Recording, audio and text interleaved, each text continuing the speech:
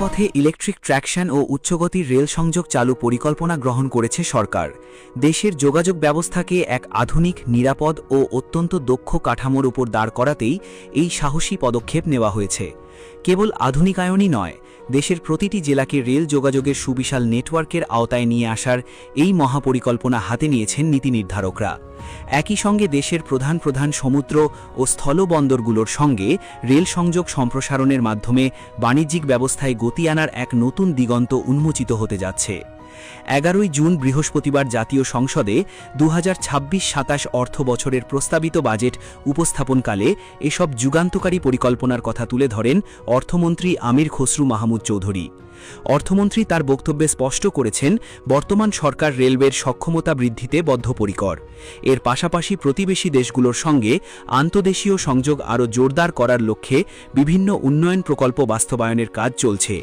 সাধারণ মানুষের যাতায়াত এবং পণ্য পরিবহনের ক্ষেত্রে রেলপথকে আরও বেশি জনবান্ধব, কার্যকর এবং প্রযুক্তি নির্ভর করে তোলার জন্য নেওয়া হয়েছে বহুমুখী উদ্যোগ।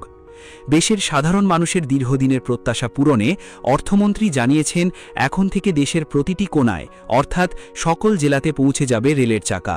এর ফলে সাধারণ মানুষের যাতায়াত যেমন সহজ হবে, তেমনি পচনশীল পণ্য পরিবহন ও ব্যবসা বাণিজ্যে আমূল পরিবর্তন আসবে। এ লক্ষ্যে অত্যাধুনিক লোকোমোটিভ বা ইঞ্জিন, উন্নতমানের ক্যারেজ ও নতুন ওয়াগন সংগ্রহের জন্য বিশেষ উদ্যোগ গ্রহণ করা হয়েছে। দেশের অভ্যন্তরেই যেন উন্নতমানের কোচ এবং লোকোমোটিভ সংযোজন বা অ্যাসেম্বলিং করা যায়, সেজন্য সৈয়দপুর ও পাহাড়তলীর রেলওয়ে ওয়ার্কশপের আধুনিকায়ন এবং সক্ষমতা বাড়ানোর ওপর জোর দিয়েছেন তিনি।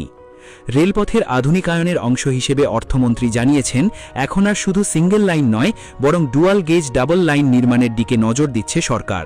সেই সঙ্গে পুরনো আমলের সিগন্যালিং ব্যবস্থার পরিবর্তে চালু করা হবে ডিজিটাল ও আধুনিক সিগন্যালিং ব্যবস্থা। বিশেষ করে দেশের অন্যতম গুরুত্বপূর্ণ রুট ঢাকা-চট্টগ্রাম রেলপথের দূরত্ব কমাতে ঢাকা-কুমিল্লা অংশে একটি নতুন কর্ড লাইন নির্মাণের পরিকল্পনা করা হয়েছে। এই নতুন পথটি তৈরি হলে ঢাকা থেকে চট্টগ্রামের দূরত্ব প্রায় 80 কিলোমিটার কমে আসবে, যা সময় ও জ্বালানি সাশ্রয়ে অভাবনীয় ভূমিকা রাখবে। মূলত চট্টগ্রামকে একটি শক্তিশালী আঞ্চলিক লজিস্টিক হাব হিসেবে গড়ে তোলাই সরকারের মূল লক্ষ্য। গণতান্ত্রিক, মানবিক ও অন্তর্ভুক্তিমূলক অর্থনীতির অভিযাত্রা, এই বলিষ্ঠ স্লোগানকে সামনে রেখে 2026-27 অর্থ বছরের জন্য যে বিশাল বাজেট প্রস্তাব করা হয়েছে, তার আকার ধরা হয়েছে 9,38,000 কোটি টাকা। এই বিশাল ব্যয়ের বিপরীতে সরকারের রাজস্ব আয়ের লক্ষ্যমাত্রা ধরা হয়েছে 6,95,000 কোটি টাকা। ফলে ব্যয়ের তুলনায় আয়ের একটি বড় ব্যবধান তৈরি হয়েছে, যার পরিমাণ 2,43,000 কোটি টাকা। এই বিশাল ঘাটতি মোকাবিলায় সরকার সুনির্দিষ্ট পরিকল্পনা হাতে নিয়েছে।